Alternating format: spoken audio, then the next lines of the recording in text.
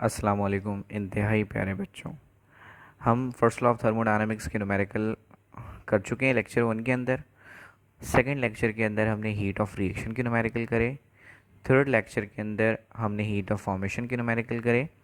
और अब हमें बॉर्न हैबर साइकिल के न्यूमेरिकल करने, लेकिन बॉर्न हैबर साइकिल के न्यूमेरिकल्स थोड़े से कॉन्सेप्चुअल हैं और इन न्यूमेरिकल्स को करने के लिए आपको पहले बॉर्न हैबर साइकिल की थ्योरी को समझना पड़ेगा। तो मैं लेक्चर 4 को दो हिस्सों में डिवाइड कर रहा हूँ। एक लेक्चर में मैं बॉर्न हैबर साइकिल की थ्योरी पढ़ाऊँगा आपको, और फिर अगले लेक्चर में मैं आपको बॉर्न हैबर साइकिल के न्यूमेरिकल्स कराऊँगा। ठीक है।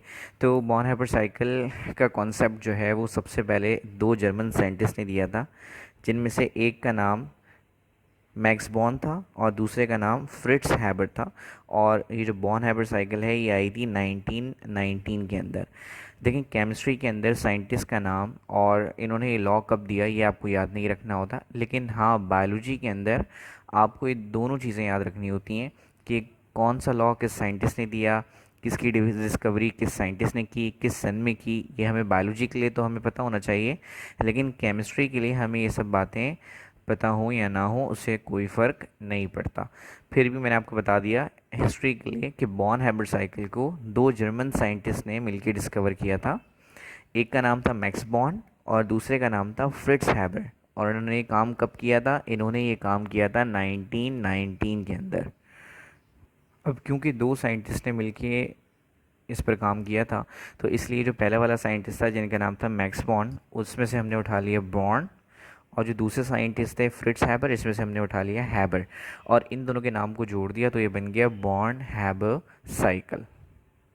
बॉर्न हैबर साइकिल को हम लैटिस एनर्जी को कैलकुलेट करने के लिए इस्तेमाल करते हैं। लैटिस एनर्जी क्या होती है? जब भी पॉजिटिव और नेगेटिव आयंस एक दूसरे को अट्रैक्ट करें और अट्रैक्ट करने के बाद वो एक आयोनिक सॉलिड बना लें, मींस के वो पॉजिटिव और नेगेटिव जब एक दूसरे की तरफ अट्रैक्ट हों तो अट्रैक्ट होने के बाद वो किस चीज़ में कन्वर्ट हो जाएं? कंपाउंड के फॉर्म में कन्वर्ट हो जाएं। और कंपाउंड की फॉर्म में जब वो कन्वर्ट हों तो कितनी हीट अपने अंदर से रिलीज़ करें, इसे हम नाम देते हैं लैटिस एनर्जी का। दोबारा सुन लें। फॉर एग्जांपल NaCl की मैं एग्जांपल दे देता हूँ। Na पर पॉजिटिव चार्ज है, Cl पर नेगेटिव चार्ज है। तो जब भी सोडियम पॉजिटिव और क्लोरीन नेगेटिव एक दूसरे को अट्रैक्ट करेंगे तो ज़हर है उसकी तरफ जाएंगे, और अट्रैक्ट करने के बाद जब वो ज़हर रुक जाएंगे, वो तो सॉलिड बन जाएगा। तो पहले तो वो मूव कर रहे थे, लेकिन अब जब वो रुक गए क्योंकि पॉजिटिव और नेगेटिव एक दूसरे के करीब आ रहे थे, और करीब आते आते जब वो टकरा गए तो ज़हरें जुड़ के कंपाउंड बना लेंगे। और ऐसा होते में कितनी एनर्जी को वो रिलीज़ करेंगे, इसे हम नाम देंगे लैटिस एनर्जी। ठीक है। एक दफ़ा फिर एक्सप्लेन कर देता हूँ कि जब भी पॉजिटिव और नेगेटिव आइन एक दूसरे की तरफ अट्रैक्ट होके पास आ रहे हों और आते आते वो कंपाउंड की शक्ल बना लें, यानी वो दोनों जुड़ जाएं, तो जब वो दोनों जुड़ेंगे तो कितनी एनर्जी को रिलीज़ करेंगे? क्योंकि जब भी दो चीज़ें टकराती हैं तो एनर्जी रिलीज़ होती है। जैसे आपने देखा होगा कि दो पत्थरों को आपस में टकराएंगे तो एनर्जी रिलीज़ होती है। पहले के ज़माने में तो आग भी हम ऐसे ही लगाते थे, लेकिन अब तो बहुत सारी औरतें अवेलेबल हैं ये काम करने के लिए। तो जब भी हम दो चीज़ों को टकराते हैं तो उसमें से उनके कॉलिजन की वजह से एनर्जी रिलीज़ होती है, तो यहाँ भी ऐसा ही है। तो जब भी पॉजिटिव और नेगेटिव चार्ज टकराएंगे तो कितनी एनर्जी रिलीज़ होगी? That is lattice energy.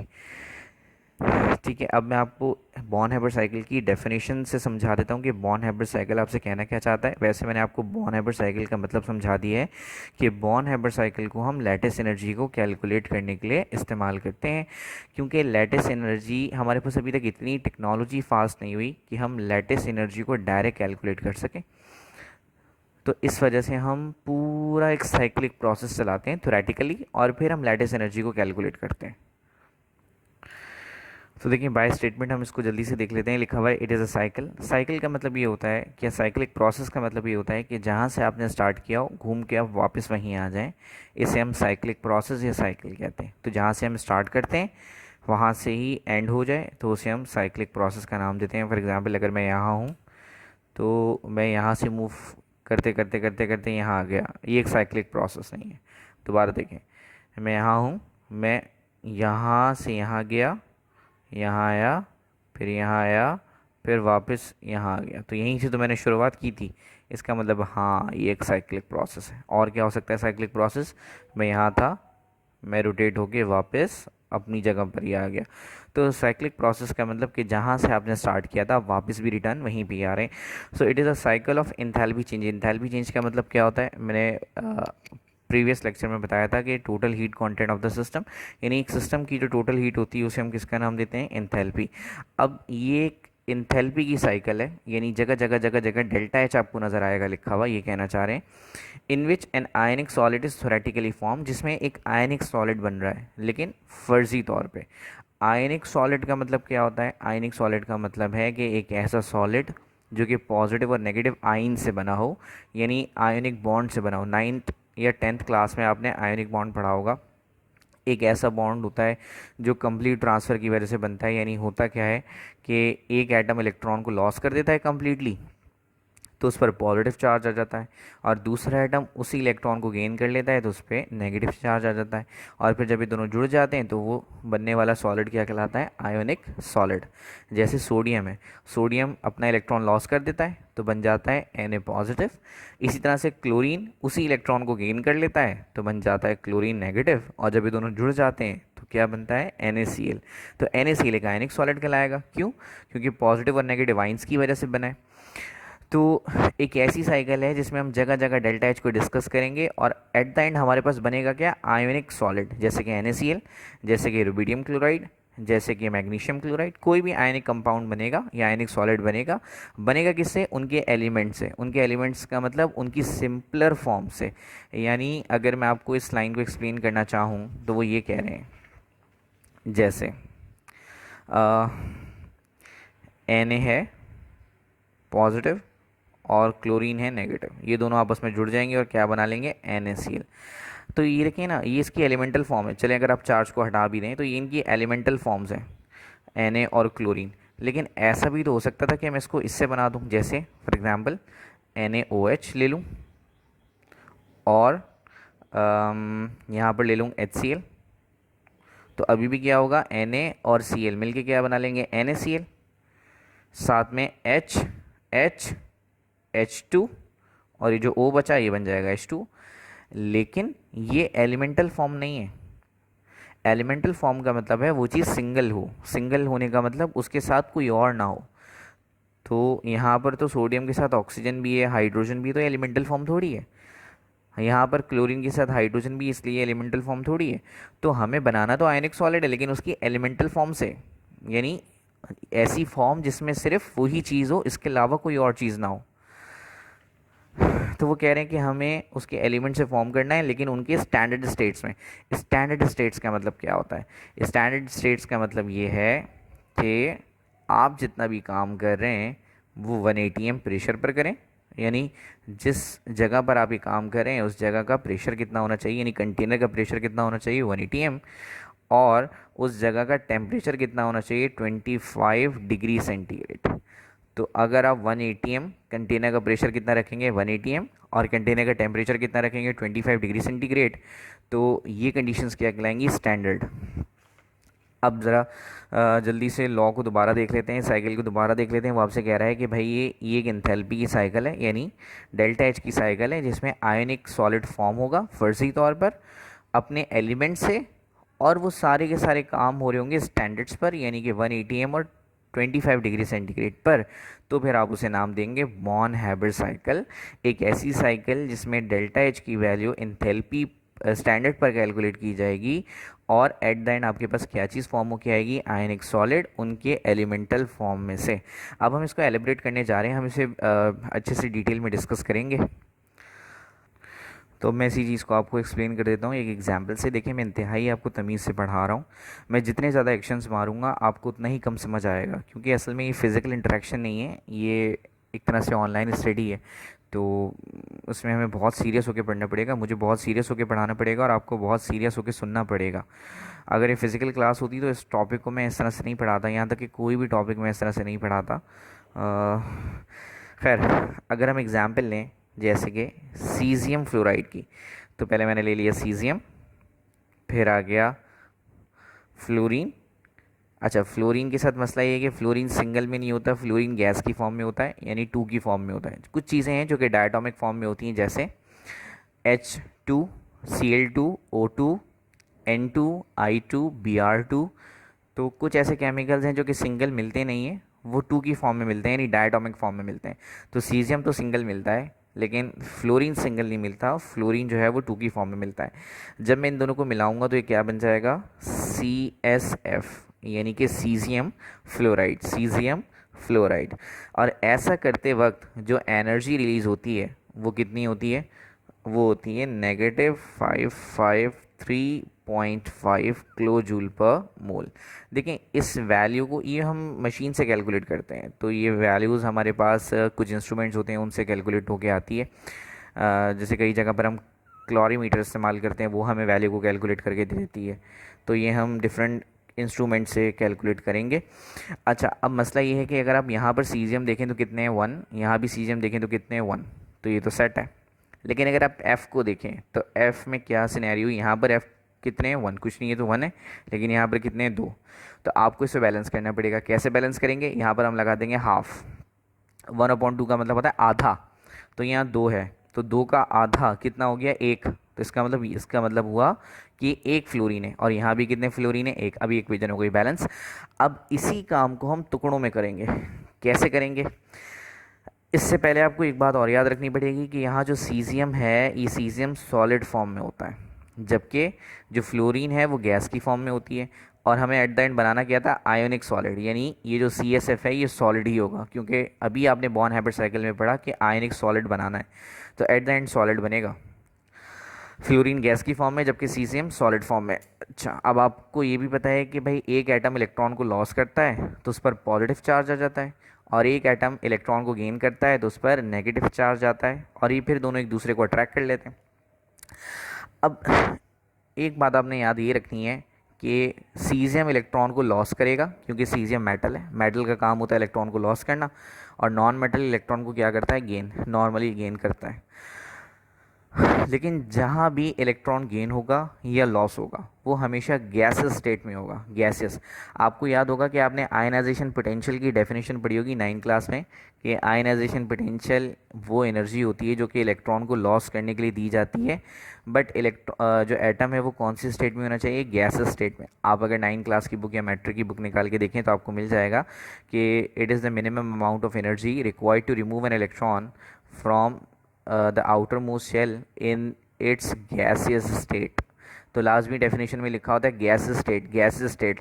तो जब भी हम इलेक्ट्रॉन को लॉस करेंगे या गेन करेंगे तो हमेशा किसकी फॉर्म में होना चाहिए एटम, गैस की फॉर्म में होना चाहिए, गैस की फॉर्म में। लेकिन यहाँ पर एटम किसकी फॉर्म में, सॉलिड की फॉर्म में। तो हम इसे ठीक करेंगे पहले, सबसे पहले, यानी हमने करना क्या है, हमने देखें सबसे पहले क्या करना है। हमने सबसे पहले जो सीजियम है ना हमारे पास, जो कि किसकी फॉर्म में, सॉलिड की फॉर्म में, हम इस सीजियम को किसी तरह से क्या बना देंगे, गैस।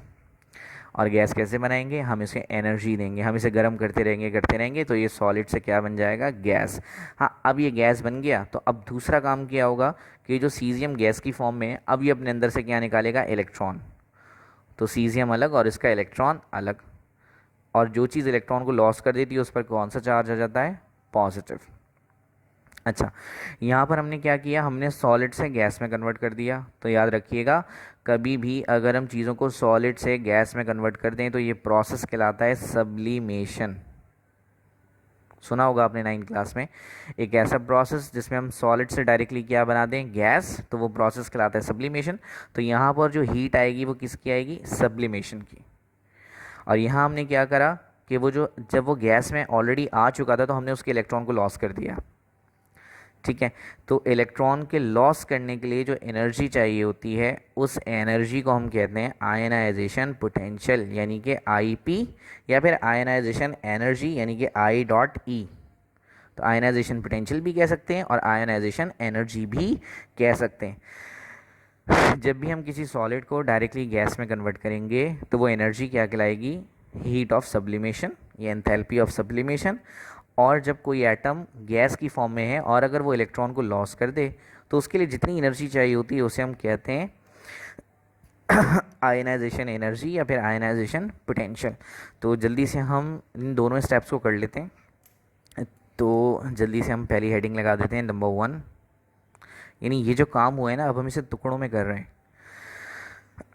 ज़ाहिर सीजियम पर पॉजिटिव चार्ज आया होगा, फ्लोरीन पर नेगेटिव आया होगा, जब इन दोनों ने एक दूसरे को अट्रैक्ट करके ये बनाया होगा। तो ये तो हो गया एक स्टेप में काम। अब हम इसी के टुकड़े कर रहे हैं, यानी कि स्टेप नंबर 1। और स्टेप नंबर 1 में हमने क्या किया, हमने सब्लिमेशन की। किसकी भाई? हमने सब्लिमेशन की सीजियम की। तो हम जल्दी से हेडिंग लगा देते हैं, सब्लिमेशन ऑफ सीजियम। सब्लिमेशन हमने कैसे की कि हमने लिखा सीजियम, जो कि किसकी फॉर्म में था? सॉलिड की फॉर्म में। उसे हमने एनर्जी दी, तो वो सीजियम किसकी फॉर्म में आ गया? गैस की फॉर्म में। और ऐसा करने के लिए जितनी हीट हम देंगे वो कहलाएगी हीट ऑफ सब्लिमेशन। और इसकी वैल्यू फिक्स्ड होती है कितनी? 76.5 किलो जूल पर मोल। अच्छा, दूसरा स्टेप हमने क्या किया था, अगर आपको याद हो, हमने उसे आयन बनाया था। हमने क्या बनाया था? Positive ion. तो ये स्टेप कहलाएगा फॉर्मेशन ऑफ सीजियम आयन। ठीक है, या फिर आप इसे कह दें डायरेक्ट आयनाइजेशन, या फिर आप इसे कह दें फॉर्मेशन ऑफ सीजियम आयन। तो हम सीजियम आयन बनाने जा रहे हैं। कैसे बनता है? वो जो सीजियम गैस की फॉर्म में, वो अपने अंदर से इलेक्ट्रॉन को लॉस करेगा। तो जब वो इलेक्ट्रॉन को निकाल देगा अपने अंदर से, तो उस पर क्या आ जाएगा? Positive charge. यहाँ पर जो हीट होगी उसे हम क्या बोलेंगे? हीट ऑफ आयनाइजेशन पोटेंशियल, या फिर आयनाइजेशन एनर्जी। दोनों सिंबल्स आप इस्तेमाल कर सकते हैं, आपकी मर्ज़ी है। और ये वैल्यू कितनी होती है? 375.5 किलो जूल पर मोल। ये आपकी बुक की एग्जाम्पल है ना, तो मैं आपकी बुक में से इन वैल्यूज़ को जो है वो यूज़ कर रहा हूँ। तो हमने अभी तक क्या किया, हमने उस सीजियम को जो कि सॉलिड फॉर्म में था उसे गैस बना लिया, और फिर हमने उसका इलेक्ट्रॉन निकाल दिया। तो सीजियम पर कौन सा चार्ज आ गया? पॉजिटिव। अब सीजियम अट्रैक्ट किसको करेगा? नेगेटिव वाले को। और नेगेटिव वाला कौन होगा? फ्लोरीन। तो भाई हम फ्लोरीन को पहले नेगेटिव चार्ज में कन्वर्ट तो कर लें। तो हम जल्दी से क्या करेंगे, हमारे पास जो F2 की फॉर्म में था, अब देखें फ्लोरीन तो गैस ही है, लेकिन मसला क्या है, फ्लोरीन गैस तो है लेकिन फ्लोरीन ज्वाइन हुआ हुआ है, सिंगल नहीं है, सिंगल नहीं है। देखें, तो हमें इसे अलग करना पड़ेगा। तो वही F जो ज्वाइन हुआ हुआ था, हमने उसे क्या कर दिया? अलग। अब यहाँ पर एक फ्लोरीन है, यहाँ दो हैं, तो हम यहाँ क्या लगा देंगे? आधा। तो दो का आधा कितना होता है? एक। तो यहाँ भी एक है, यहाँ भी एक है। जब भी आप किसी मॉलिक्यूल को तोड़ के उसे एटम में कन्वर्ट कर देंगे, एटम में, हमने क्या किया, हमने मॉलिक्यूल को ब्रेक किया, और मॉलिक्यूल को ब्रेक करने के बाद क्या बना दिया? एटम। तो इसे हम बोलेंगे डिसोसिएशन। ठीक है, या तो हम इसे बोलते हैं डिसोसिएशन, या फिर हम इसे बोलते हैं एटमाइजेशन। अलग अलग बोर्ड्स में अलग अलग नाम इस्तेमाल किए, जैसे फेडरल बोर्ड में एटमाइजेशन का वर्ड इस्तेमाल हुआ है, आपकी बुक में जो है वो डिसोसिएशन का वर्ड इस्तेमाल हुआ है। तो सीजियम के लिए हमने क्या किया, वो जो सीजियम सॉलिड फॉर्म में था, हम पहले उसे गैस की फॉर्म में ले आए, क्योंकि जब भी इलेक्ट्रॉन लॉस होगा या गेन होगा तो वो गैस की फॉर्म में होता है, याद रखिएगा। जब वो सीजियम गैस की फॉर्म में आ गया, अब वो इलेक्ट्रॉन को लॉस कर देगा। तो दो स्टेप सीजियम के हो गए। अब फ्लोरीन पे हमने क्या किया, देखिए फ्लोरीन गैस की फॉर्म में तो है, हमें गैस की फॉर्म में कन्वर्ट नहीं करना, लेकिन फ्लोरीन जुड़ा हुआ होता है। फ्लोरीन हमें सिंगल F नहीं मिलता, हमें फ्लोरीन F2 की फॉर्म में मिलता है। तो हमने पहले से अलग किया, और इसको अलग करना क्या कहलाएगा? डिसोसिएशन। और जब ये अलग हो जाएगा तो यही फ्लोरीन जो कि गैस की फॉर्म में है वो इलेक्ट्रॉन को गेन करेगा, और गेन करने के बाद वो बना लेगा फ्लोराइड आयन। और जब भी कोई चीज़ इलेक्ट्रॉन को गेन करती है तो उस पर कौन सा चार्ज आ जाता है? नेगेटिव। तो गेन ऑफ इलेक्ट्रॉन के लिए जो एनर्जी रिलीज़ होती है, उस एनर्जी को हम कहते हैं इलेक्ट्रॉन एफिनिटी। तो सबसे पहले हमने क्या किया, हमने सीजियम को सॉलिड से गैस की फॉर्म में लाए, जिसे हम कहते हैं हीट ऑफ सब्लिमेशन। फिर हमने सीजियम के इलेक्ट्रॉन को लॉस किया, इसे हम नाम देंगे एनर्जी को आयनाइजेशन पोटेंशियल या आयनाइजेशन एनर्जी। फिर वो जो फ्लोरीन 2 की फॉर्म में था, हमने उसे सिंगल किया। यहाँ पर जो हीट होगी वो क्या कहलाएगी? एंथैल्पी ऑफ डिसोसिएशन, या फिर हीट ऑफ डिसोसिएशन। फिर हमने फ्लोरीन को इलेक्ट्रॉन गेन करवाया ताकि उस पर नेगेटिव चार्ज आ जाए, तो इसे हम किसका नाम देंगे? इलेक्ट्रॉन एफिनिटी या हीट ऑफ इलेक्ट्रॉन एफिनिटी। अब यही दो काम हम जल्दी से अपनी मेन एग्जाम्पल के अंदर कर देते हैं, जो हमारी मेन एग्जाम्पल है। यानी स्टेप नंबर 3 को अगर मैं देखूं, तो स्टेप नंबर 3 में क्या होगा, देखें हमने डिसोसिएट किया है, तो स्टेप नंबर 3 का नाम हम रख सकते हैं डिसोसिएशन। तो हम जल्दी से हेडिंग डाल देते हैं डिसोसिएशन। भाई हमने किसकी डिसोसिएशन करी? हमने फ्लोरीन की। तो हम जल्दी से लिख देते हैं डिसोसिएशन ऑफ फ्लोरीन, बस इतना बहुत है। क्या था, F2 और F2 को जब हम अलग करेंगे तो F हो जाएगा, ये भी गैस की फॉर्म में था, ये भी गैस की फॉर्म में था, इसे बैलेंस करने के लिए यहाँ पर क्या लगा दिया, 1/2। और इसकी जो हीट होगी वो क्या कहलाएगी, इंथैल्पी ऑफ डिसोसिएशन या फिर हीट ऑफ डिसोसिएशन। तो भाई इसकी हीट कितनी होती है, इसकी हीट होती है 157 किलो जूल पर मोल, लेकिन मसला क्या है, यहाँ पर हमने क्या लगाया, हाफ। तो क्योंकि यहाँ पर हमने हाफ लगाया यानी फ्लोरीन पूरा इस्तेमाल ही नहीं हो रहा, आधा इस्तेमाल हो रहा है, तो इसकी हीट भी पूरी इस्तेमाल नहीं होगी, बल्कि कितनी इस्तेमाल होगी, आधी। तो क्योंकि फ्लोरीन को आधा कर दिया इसलिए हीट भी क्या इस्तेमाल होगी, आधी। तो जिस भी चीज़ को हमें आधा करना होता है उसके साथ हम क्या लगा देते हैं, 1/2। किसी चीज़ को अगर हमें डबल करना है तो हम क्या लगाते हैं, 2। और अगर किसी चीज़ को हमें आधा करना है तो क्या लगाते हैं, 1/2।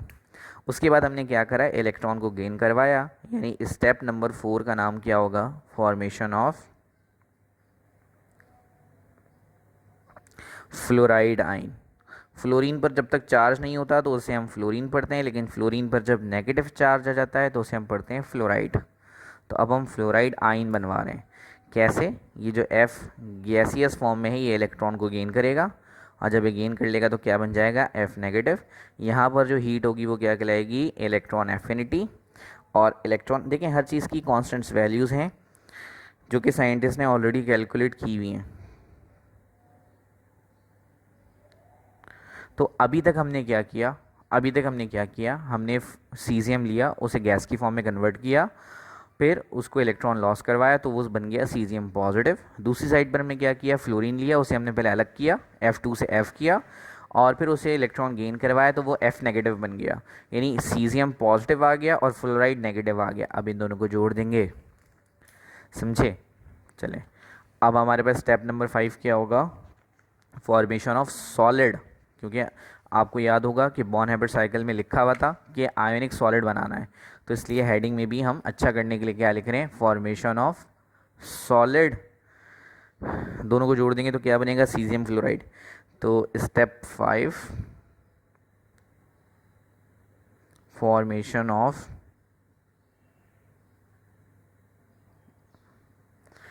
Caesium fluoride.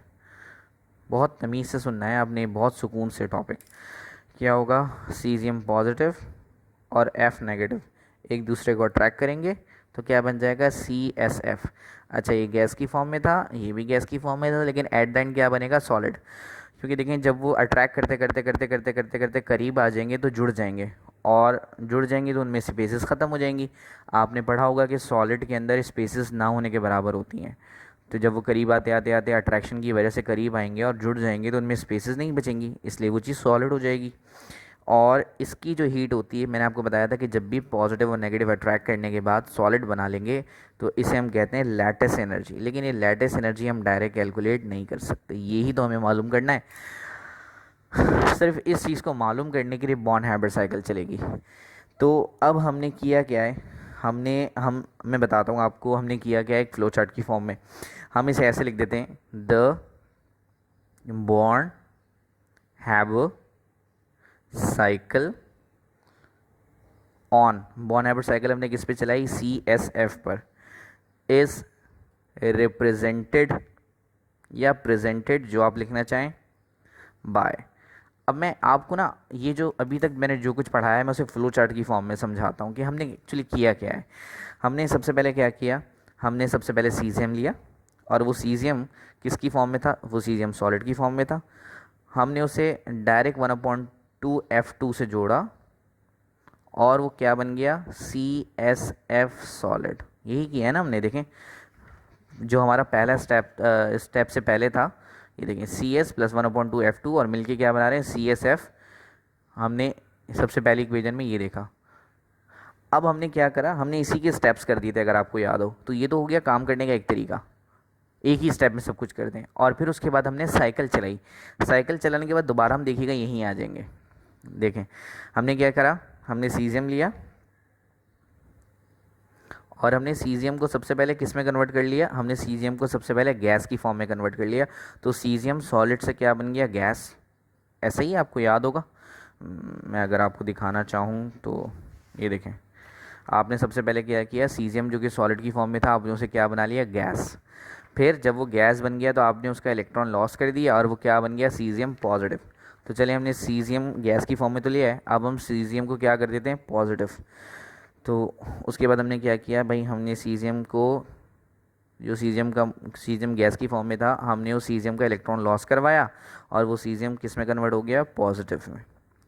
जबकि हमने फ्लोरीन पर क्या करवाया, हमने फ्लोरीन पर क्या करवाया कि हमने फ्लोरीन ये जो दो थे हमने इनको अलग कर दिया, यानी फ्लोरीन F2 से क्या रह गया, F, स्टिल गैस की फॉर्म में। और साथ में हमने क्या किया, इस फ्लोरीन को इलेक्ट्रॉन अट्रैक्ट करवा दिया और ये फ्लोरीन किस में कन्वर्ट हो गया, फ्लोरीन नेगेटिव में। आपको याद होगा हमने यही किया। सबसे पहले स्टेप में हमने क्या किया, सबसे पहले स्टेप के अंदर हमने सीजियम को सॉलिड से गैस बनाया, फिर गैस से हमने इसका इलेक्ट्रॉन लॉस किया तो ये बन गया सीजियम पॉजिटिव। ये शुरू के दो स्टेप थे। फिर दूसरी साइड पर आपने क्या करना है कि फ्लोरीन जो गैस की फॉर्म में था लेकिन 2 की फॉर्म में था, हमने उसे अलग कर दिया यानी डिसोसिएशन की, और फिर उसको इलेक्ट्रॉन गेन करवाया तो वो नेगेटिव बन गया। अब ये पॉजिटिव और नेगेटिव एक दूसरे को अट्रैक्ट करेंगे, देखें। तो जल्दी से इसको सॉल्व करने की कोशिश करते हैं। ये जो सीजियम है ये जाके मिल जाएगा किससे, फ्लोरीन से, यानी F फ्लोराइड नेगेटिव से। और जब भी CS पॉजिटिव और F नेगेटिव मिलेंगे तो ज़ाहिर है बनेगा क्या, बनेगा तो CSF ही। तो देखिए इस जगह से भी चल के हम यहीं आ रहे हैं, और अगर हम स्टेप में काम करें तब भी हम यहीं आ रहे हैं। तो यही काम को हमने एक साइकिल से किया, यानी step by step, step by step, step by step किया। तो ये हमारे पूरे काम की समरी थी। अब हम हीट को जल्दी से कैलकुलेट करते हैं। लेटिस एनर्जी जो हम कैलकुलेट डायरेक्टली नहीं कर पा रहे थे, अब हम उसको कैलकुलेट करते हैं। तो देखिए फॉर्मूला अब मैं बनाने जा रहा हूँ कि सबसे पहले हमने क्या किया, हमने CS और F2 को डायरेक्ट मिला दिया। तो इसे हम नाम दे देंगे हीट ऑफ फॉर्मेशन। अब हम इसके स्टेप्स करेंगे जल्दी। सबसे पहला स्टेप कौन सा था कि हमने सीजियम को सॉलिड से गैस की फॉर्म में लाए, जिसे हम नाम दे रहे थे सब्लिमेशन का, हीट ऑफ सब्लिमेशन का, याद होगा आपको। फिर हमने क्या किया, फिर हमने सीजियम को गैस की फॉर्म से किस में, सीजियम को नॉर्मल फॉर्म से किस में कन्वर्ट कर दिया, पॉजिटिव की फॉर्म में।